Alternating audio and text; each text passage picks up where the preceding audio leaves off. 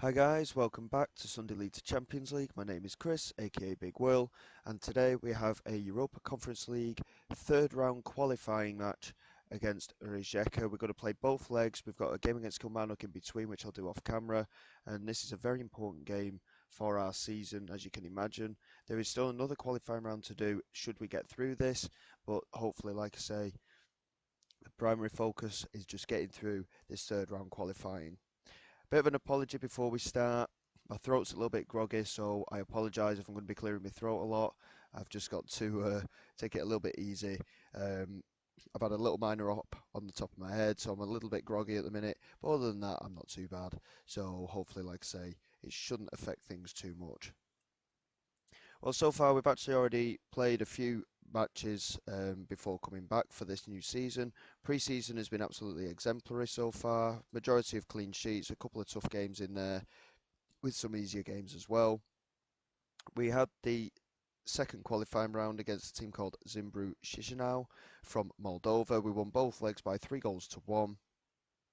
And we looked quite comfortable in them. Yes, we conceded in each game, but again, like I say, we did look quite comfortable. We then followed that up with a 3-2 win against St Mirren. As you can see, there's a new name there on the score sheet, and we'll just go through transfers now.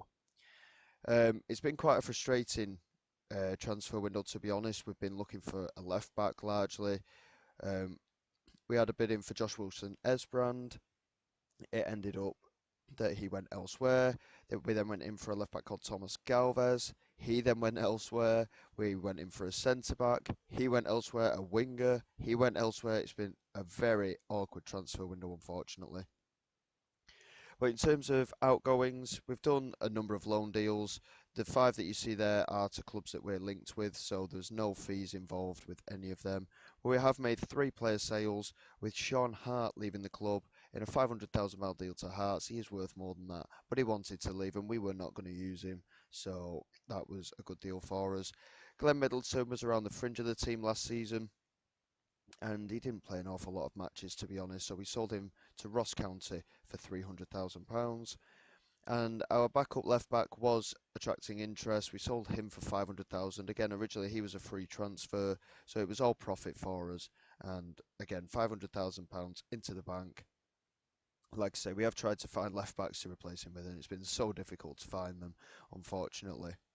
And it has been a real struggle. Like I say, with a number of players that we've gone in for, wanting to sign for other clubs because they've offered them more money or they've got better playtime options or whatever. It's just been a massive struggle. Anyway, we have made 3 new signings so far. Neil Andrews is a young English midfielder. He's 20 years of age, free transfer, good valuation to him. I reckon he'll be a player that will end up selling for a profit, to be honest. He's not doing so well in training so far, but he is just getting used to the side at the moment. And he's not part of our European squad. He is classed as a breakthrough prospect, so he may get some league game time over the season, but other than that, he is literally just going to be a backup. We signed Zdravko Georgiev, who's an 18-year-old Bulgarian midfielder. And again, in terms of mental attributes, I thought he was very, very good. Physicals need a lot of work. His technical attributes aren't great either. But again, he was a free transfer and he's only 18. He has got plenty of scope to improve. The fact that he's a very determined character. He's a very good passer of the ball as well, with good technique and first touch. And I thought, again, he could be useful. For now, he's in our reserve squad. But again, he could be a player that we do call upon. And we've managed to bring in a new striker, Ladislav Almasi. He's a Slovakian international, 8 goals in 41 caps. So he's not a massive goal scorer at international level, but he's come in on a 3 year deal. And as you can see from his valuation, he's a very good player for this league. And he's a 6'6" powerhouse, basically. And he's got good jumping reach as well. So he'll probably reach about 7 foot if he gets a leap on anybody. And he bagged a hat trick against St Mirren on his debut. He certainly looks to be the part as our main signing up front. And the thing that surprised me as well, he's considering his size, he's got decent pace. He's, like I say, his physicals are quite good, but he's got a really good work rate. He's a very determined character, and I certainly think he will be a very, very big player for us going forward. He had 59 goals in 141 games for Banik Ostrava, who again, we signed him on a pre-contract agreement technically. There was a compensation fee involved of just £57,000. So again, really big bargain for us. But anyway, we move on now. That's the only transfers we've been able to do. Like I say, we were after a centre back, we've been after left backs, and it has been a very tough transfer window. But there's still plenty of time left. It's only the 5th of August, so there's still another month left in this transfer window. So we have got time to get through things. And another big situation was Stashevsky. Now, Real Madrid were interested in him at one point, and obviously, if they'd have come in for him, we'd have had absolutely no chance in keeping him. Hamburg were the only team to put in a bid for him, and he actually rejected the move because we're in European football. So that was a massive save for us, really.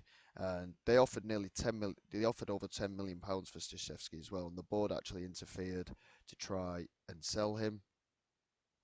I managed to convince the board to ask for a little bit more, so it went up to about 12 million. But other than that, because he rejected the move, really, really big bonus for us. If we can keep a hold of him, that will be an absolute vital part of the puzzle, I think, for this coming season.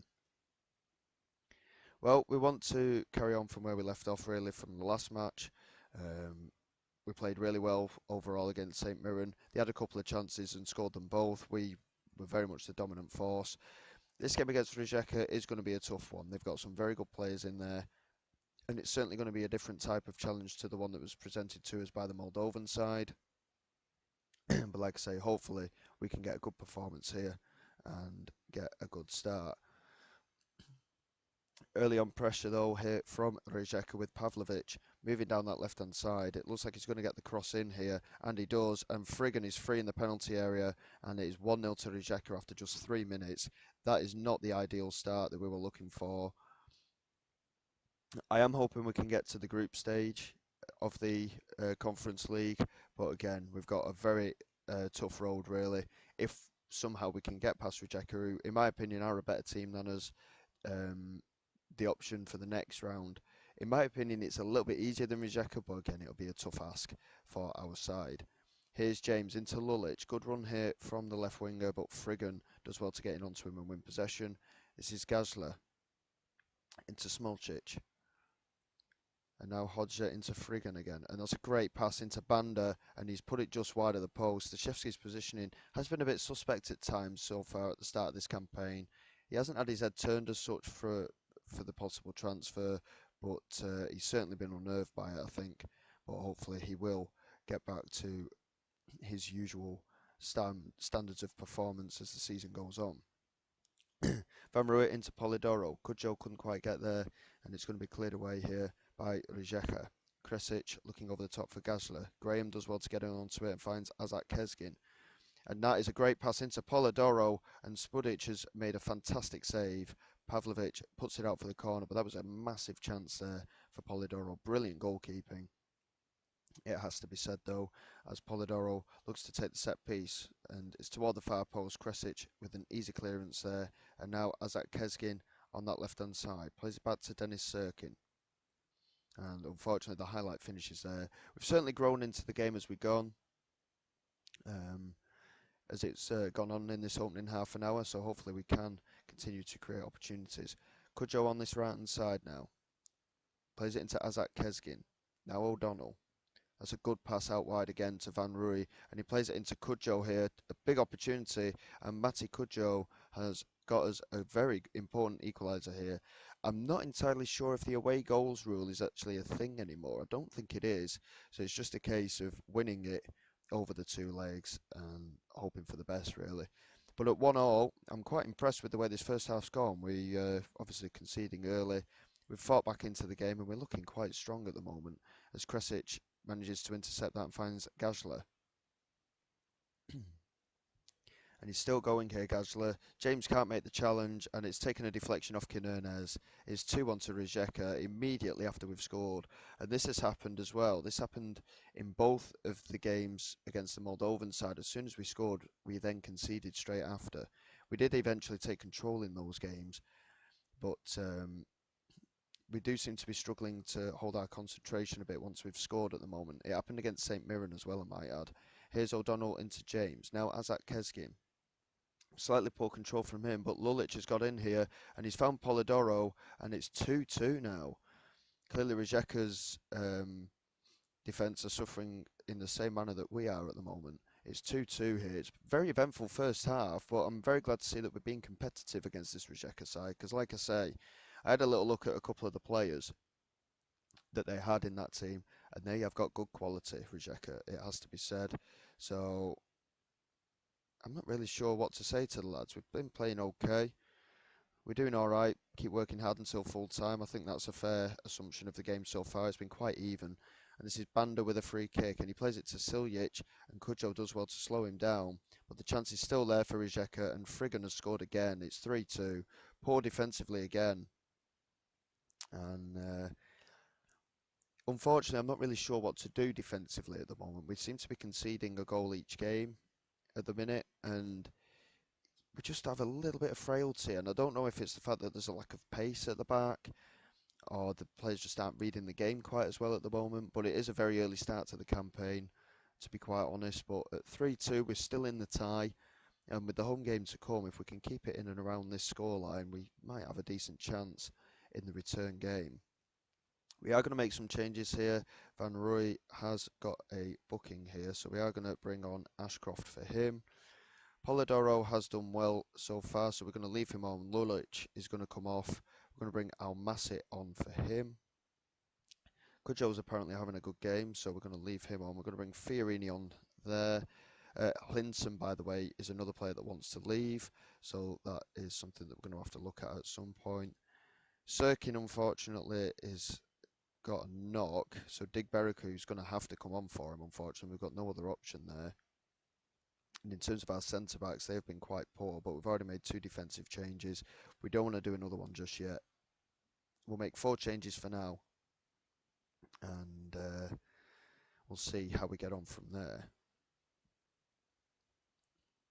As you can see, I think overall Rijeka have been the better side, as you can see by the stats as well. But we are keeping ourselves in the game. Polidoro with the delivery there, and the header, I'm not entirely sure who it was by, but Spudic making a very comfortable claim in the end there. He holds on to it and delivers it forward quite well, but Digbereku mops it up well and delivers it to the right back, Ashcroft. And Ashcroft moves down that right hand side and finds James, who finds Almasi, and Spudic with a very good save there. It's almost an opportunity for the equaliser. He's made a couple of good saves there, keeper, to be fair. We're certainly in this tie, as Fiorini looks to whip it in here, and it's an easy claim again by the goalkeeper, unfortunately for us. But we're playing well, and yes, Rijeka have been the dominant force here, but I have to feel that when it comes to the home game, I think we can be competitive, and I genuinely think we might be able to squeeze through this tie, but we need to keep it at a goal. Here's Smolcic to Banda, and now Kresic, now Hodja into Salahi and Banda. They're moving the ball really well here. Siljic couldn't get onto it, and Ashcroft did superbly to control that. And now Kujo looking for Polidoro, but Smolcic intercepts, and now Frigan. He's certainly been the key man for them, scoring 2 of their goals here. And Fiorini, brilliantly done from him to win possession. He holds on to it, and he delivers the ball forward into the big man Almasi, who let the ball go far too easily. Banda into Gazla, and Gazla, good save. I think, well, he made himself big, if nothing else. The save wasn't confirmed there, but it remains 3-2. We are still quite close here. And yes, a defeat isn't ideal, but 1 goal is quite easy to overturn if we can keep it that way. Banda with the delivery here. Hodges header just over the crossbar, and we are riding our luck a bit in this first leg, and we've got work to do in the second leg here, that is for sure. It's a 3-2 defeat, but like I say, we're still in the tie. A couple of decent performances, but we need to sharpen up defensively, it has to be said. But goals for Polidoro, and I've forgotten who scored. Who scored the other goal? Who scored the other goal? There we go. Goals for Kujo and Polidoro, and it's their first goals of the campaign. So certainly things to build on in that second leg when it comes. But first we've got to do this Kilmarnock game off camera. So I'll be back shortly, and like I say, hopefully we can do well and come back revitalised for that second leg. Okay then, here we go for this second leg against Rijeka. We did well in the league game against Kilmarnock. We won by a goal to nil, sorry, thanks to a late goal from Guararappa. And it was a game that we dominated, to be fair. And we were quite unlucky that we hadn't scored previous to that, but we played really well overall. And as you can see, plenty of ratings over 7 there. Like I say, Guararappa got the goal that secured the victory in the end. So we go into this game against Rijeka, hopefully in a positive mentality from that result at the weekend against Kilmarnock, and hopefully, like I say, we can make our journey through to the next qualifying round. We've now also just signed a left back. Helder Sá has come in from Santa Clara. He's a Portuguese 24-year-old left back, 3-star current ability with 3-star potential. We've signed him for £350,000. It's not something we normally do, spending money on a player, but he's 6'2", which is quite big for a left back. But he's got decent technical attributes, mental attributes, and physicals as well. He'll be a good rotation option and will act as a very solid backup to Dennis Sirkin.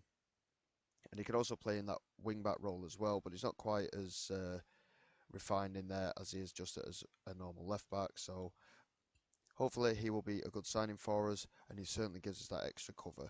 He isn't going to be available for this game against Rijeka anyway, because he's not been able to be registered in the squad, but he will certainly play a part in some of the league matches as well because of our busier schedule. So we've got quite a strong team lining up for us. We've got Stachevski in goal with Sirkin, Graham, Kinnunes and Ashcroft at the back. O'Donnell, James and Kesgin in the midfield three with Lulic wide left, Cudjoe wide right and Guararappa up front. We've had a big come in for Lulic as well, which again came from Hamburg. They certainly seem to be after our players at the moment. We did reject the offer. I feel that we could actually probably get more money for him than what they offered. They offered him around £6 or £7 million. And again, he was an amateur player who we signed on a free transfer, so it was really good money. But he's such a key player for us at the moment. It is certainly a player that we want to keep around. So if we get a bid that's too good to turn down, I'm looking at in around £10 million if we can get near that for him. If we get anything like that, then he may leave the club. And hopefully, like I say, he will prove instrumental to us this season. And we've got many a big game to come, hopefully, if we can get past Rijeka. So here we go, starting this second leg. Like I say, we're a goal behind from that first leg with a 3-2 defeat. But we're still in the tide, just the one goal in it certainly gives us that option, and at home I have a lot more confidence in our ability, but again it's going to be a really tough ask this. Rijeka are a good side and it's been quite an even start, but Rijeka are having the majority of the ball, and Guararappa unfortunately has already taken a knock here and is a potential knee ligament injury for him, so we're going to have to bring him off. There's no way I'm going to leave him on. And we're going to bring Almasi on for him. There's no way that we're going to take the risk. He's a key player for us, Guararappa, and he can play out wide and up front, of course, so he is a player that we're certainly going to have to look after. And if it is a knee ligament injury, he could be out for some time, so there's no point in making it any worse. So Almasi is on for him. Well, so far we've not had a single highlight. It's been over half an hour and we're getting toward the end of the first half. No highlights at all. It's a good sign in that we're keeping the game tight, but at the same time we need to start pushing forward a little bit more. And I think we might have to change the mentality of the side a little bit just to get ourselves pushing forward. We have been the better side, but with the lack of creativity, it's a little bit of a concern. So we are going to switch to a positive mentality for the second half. I think we are going to be the better team here, and we're going to pump our fists and just remind the players that we can get revenge on them for that defeat in the first leg. Like I say, positive mentality, bit of a risk, it has to be said, but I think hopefully we can be a little bit more creative. We're going to demand more from the side. Still no highlight as we are almost an hour into the game. Finally, here we go. Let's have a look. See, Ashcroft into James. Now Ashcroft. He has support in the penalty area if he can get a cross in. He's going to end up... He's managed to get the ball in, and now Massey was there with the header. It's just wide of the post, but that is a big opportunity. And of course, all the pressure's on us here. Rijeka don't have to push forward as such, but we need at least one goal, of course, to get level in the overall tie. And with 25 minutes to go, I'm looking at the side, and there's been no standout performances really, which is a bit of a shame. But we're still in the game, and we certainly have decisions to make here. Lulic has been a bit quiet today. We're going to take him off, and we're going to bring Polidoro on. John James is struggling in that midfield, so Fiorina is going to come on for him. We're going to bring Digbereku on for Sirkin, who's struggling for his fitness as well. And for now, we'll leave it at that. We do have a change still to make, if we can make it. But we're in that positive mentality. It's a risk to go attacking. But I think we're going to have to here. We're going to go attacking for the last 10 minutes. We're going to demand more again. And we're going to bring Van Rooij on at right back for Ashcroft, who's struggling for fitness as well. We're starting to get a bit desperate here. We've not seen any highlights all game. And I was hoping for a better performance, to be honest, and it's not come. A 0-0 draw, and we are out of the Conference League before it's even started. Very disappointed in that. We were the better side in this second leg, but we just couldn't get going. And what can I say? I mean, obviously we're out, so that's that really. I think we played okay over the two legs. Yes, we lost the first one 3-2, but we just couldn't quite get anything going in the game. The board aren't going to like it, that is for sure. They wanted us to get to the group stage of that. But unfortunately, we are out of the Conference League, like I say. Financially, it's helped us a little bit. We've been awarded 86,000 for playing in it, but we've received about 950,000 altogether, just for participation. So it's done us okay, kind of in terms of money, but a bit disappointing overall, really. We've got a few games left in August, and what I'll do, I'll come back for Hibernian at home and Rangers away, probably in the September games. We'll have a nice roundup of the transfer window as well after that as well, because like I said, there's still a couple of weeks left, and we're hopefully going to sell one or two of our fringe players, as well as maybe, hopefully, bring one or two players in. But we'll see how we get on. And then we've got Kilmarnock, Hearts and Motherwell to play. Kilmarnock's a cup game as well. So we'll come back for Hibernian and Rangers, and hopefully we'll have some more transfer news, and our form will continue to be alright, to be fair. Yes, we're out of the Conference League, but in terms of that, we've had one defeat in 6 so far over the course of competitive matches. It's not a bad run. So we'll continue our form, hopefully, and we'll go from there. So until next time, guys, thank you very much for all your support. Please like and subscribe to the channel. It's all greatly appreciated. I will see you all next time. And this is Big Will, signing away.